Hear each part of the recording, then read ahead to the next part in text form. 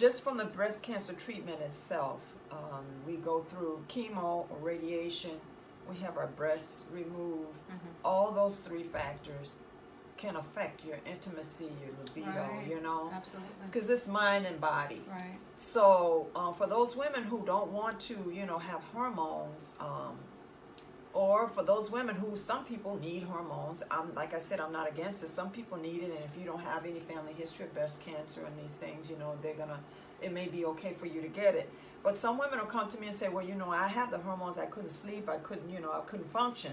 If you can't sleep, you can't work, you can't do anything. So, you know, they came because they wanted to they wanted to be able to do that, but also they didn't want to have to keep increasing the dose to try to get the relief from the vaginal dryness, you know, and the vaginal pain that they were having, because a lot of times the bioidentical, it won't treat that. Right. You know, it will help with your libido, but it will not treat for when you start getting pain, vaginal pain from just the area not succumbing to, you know, intimacy.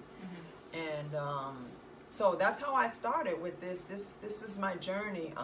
When I got the treatment for myself, actually, I come from a family of breast cancer survivors, so it's in my genetics. And so I was the last of 3 sisters to develop breast cancer, and I had a bilateral mastectomy, and I went through menopause at the same time that I had the mastectomy. And then, like I said, the chemotherapy and the radiation sometimes will shift you into menopause.